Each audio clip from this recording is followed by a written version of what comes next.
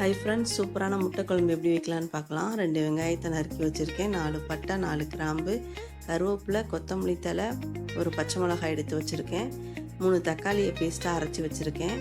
ஒரு கடாய் வச்சுக்கலாம். கடாயில் எண்ணெய் ஹீட் ஆனோனையும் பட்டை கிராம்பு போட்டுக்கலாம். பட்டை கிராம்பு பொரிஞ்சதுக்கு பிறகு வெங்காயத்தை ஆட் பண்ணிக்கலாம். வெங்காயம் நல்லா வதங்கினதுக்கு பிறகு கரம் மசாலா தூள் 1/4 டீஸ்பூன் ஆட் பண்ணியிருக்கேன். ஆட் பண்ணி நல்லா வதக்கிக்கலாம். கரம் மசாலா தூள் நல்லா வதங்கினதுக்கு பிறகு அரைச்சி வச்ச தக்காளி பேஸ்ட்டை போட்டு நல்லா வதக்கிக்கலாம். 1/4 டீஸ்பூன் மஞ்சத்தூள், 1/2 டீஸ்பூன் மிளகாத்தூள், 3 டீஸ்பூன் மல்லித்தூள் ஆட் பண்ணியிருக்கேன். தேவையான அளவு உப்பையும் ஆட் பண்ணி நல்லா வதக்கிக்கலாம். நல்லா வதங்கினதுக்கு பிறகு 3 டம்ளர் தண்ணி ஆட் பண்ணியிருக்கேன். குழம்பு கொதிச்சதுக்கப்புறம் ஒரு முட்டையை உடச்சி ஊற்றி நல்லா கிண்டி விட்டுக்கலாம். அதுக்கப்புறம் 3 முட்டையை ஆட் பண்ணியிருக்கேன்.